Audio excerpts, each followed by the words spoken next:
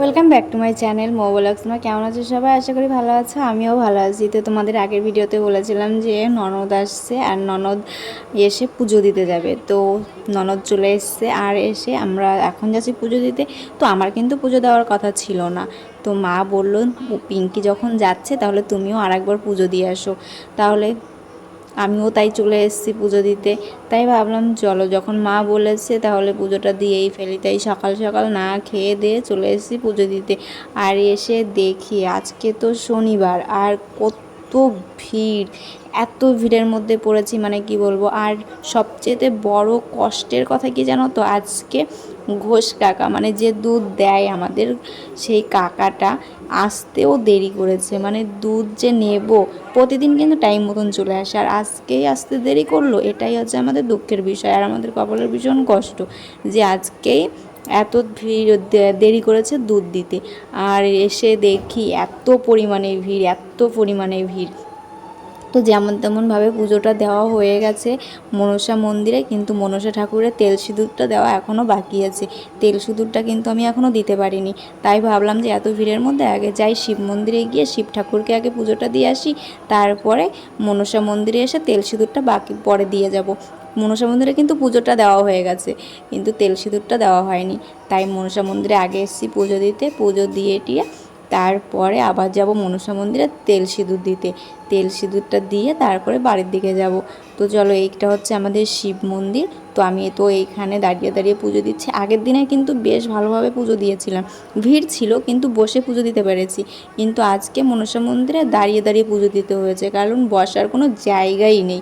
যেমন তেমন শুধু ডালাটা হাতে দিয়েছি, ডালাটা হাতে দিয়ে ব্রাহ্মণের কাছে তারপরে পুজোটা দিয়েছি। দাঁড়িয়ে দাঁড়িয়ে বসতেও পারিনি, এতটা ভিড়। চলো তোমাদের দেখাবো, তাহলে বুঝতে পারবে। আর এই হচ্ছে আমাদের সে মনসা মন্দির। এই যে আমাদের নিকিতাও দুধ ঢালছে, বলছে মামি আমিও দুধ ঢালবো। আমি বললাম ঠিক আছে, তাহলে তুমিও একটু ঢালো, তুমি যখন এসেছো। তো ও এসেছে আর ও দুধটা ঢেলেছে। তো আমাদের সঙ্গে পুজোটাও দিচ্ছে ও। তো ও কিন্তু না খেয়ে দিয়ে এসেছে। তো চলো আমরা এখন যাব আবার মনসা মন্দিরে তেল সিঁদুর দিতে। তো মনসা মন্দিরের অবস্থাটা কি সেটাও তোমাদের এখন দেখাচ্ছি। এই দেখো প্রচণ্ড পরিমাণে ভিড়। তো পিঙ্কিকে বললাম যে তুই তেল সিঁদুরটা দে, আমি তো আগে একদিন দিয়ে এসেছি, তো তোর দিলেই হয়ে যাবে। তাই ও তো আগের দিন দেয়নি, তাই আজকে ও দিচ্ছে, আমি দাঁড়িয়ে রয়েছি যে তুই দে তাহলেই হয়ে যাবে। তাই ওকে আগে পাঠিয়েছি যে তুই যা। এত ভিড়, ও দাঁড়িয়েছিল, দেখো কতটা ভিড়। আর বাইরেও প্রচণ্ড পরিমাণে ভিড়। আরও যখন বেলা আরও বাড়বে তখন আরও ভিড় হবে, কারণ আজকে শনিবার, শনিবারে ভিড়টা বেশি পড়ে মঙ্গলবার থেকে। আর এই দেখো বাইরের অবস্থা, কত ভিড় এইখানে। আর দোকানপাট তো আরও বসবে, এই কদিনে কটা বসেছে, আরও বসবে দোকানপাট। যেদিন লাস্ট পুজো সেদিনকে তো পা দেওয়ার জায়গা থাকবে না, আমরা তো ভোরবেলা পুজো দিয়ে চলে আসবো। আর এইখানে দেখো কত ভিড়। তো আমাদের তো পুজো দেওয়া কমপ্লিট হয়ে গেছে, প্রসাদটুকুনো নিতে পারিনি আজকে, কারণ কি বলো তো, প্রসাদ নেওয়ার সুযোগই পাইনি। এখন এসেছে জামা কাপড় ধুয়ে, দেখো কি রৌদ্র উঠেছে, আকাশে আবার মেঘও আছে এই পাশে। তো চলো জামা কাপড়গুলো মেলে দিই, মনে হচ্ছে না শুকাবে, বৃষ্টি আসবে।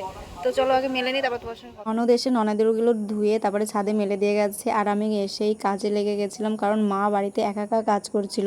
তার মেঘ দেখে নিকিতা আবার জামা কাপড় নিতে চলে আসলো।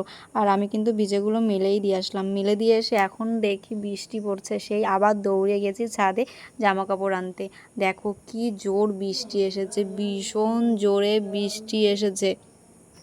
আমার জামাকাপড় তো আর শুকালো না, সেই ঘরের মধ্যেই ভিজে, মেলে দিয়ে এসেছি। যদি ফ্যানের হাওয়ায় শুকিয়ে যাবে, শাড়িটা পাতলা আছে, কিন্তু আমার ছেলের জামাকাপড়গুলো আর শুকাবে না। তারপরে এইখানে দেখো মা আজকে রান্না করেছে চিকেন। তো এইখানে আজকে চিকেন রান্না হয়েছে, যেহেতু মা আজকে একা একা সব কিছু সামলিয়েছে।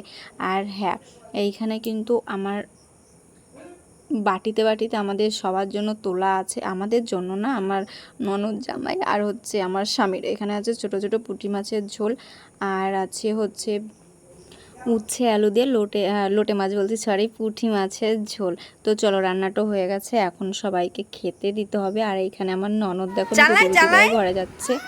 চালাই গান চালাই, গান চালাই, চালাই গান চালাই, চালাই মা চালাই, চালাবো গান চালাবো, দাও গান চালাবো, দাও দাও গান চালাবো, দাও গান চালাবো, দাও। আচ্ছা চালাবো না, চালাবো না, চালাবো না। এই যে মা, দাদা বকাচ্ছে, দাদা বকা দিয়েছে। ওরে তাকানো দেখো, রাগ হয়েছে। মনে বকলি কেন, তো রাগ হয়ে চলে যাচ্ছে। ও ভগবান, রাগ হয়েছে আমার মা। কই আমার মা, কই কই মা, তুমি রাগ হয়েছ? দাদা বকা দিচ্ছে, বকা দিচ্ছে, দাদা বকা দিচ্ছে।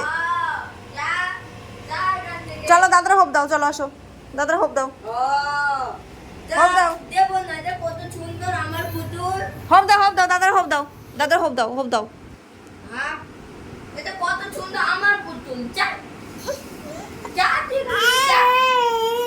না না দাদা তোমার রাগাচ্ছে, তোমার দিয়ে দেবে। এই পুতুল দে, দে দে পুতুল দে, বুনুরে পুতুল দে। আমাদের বেবি দে, বেবি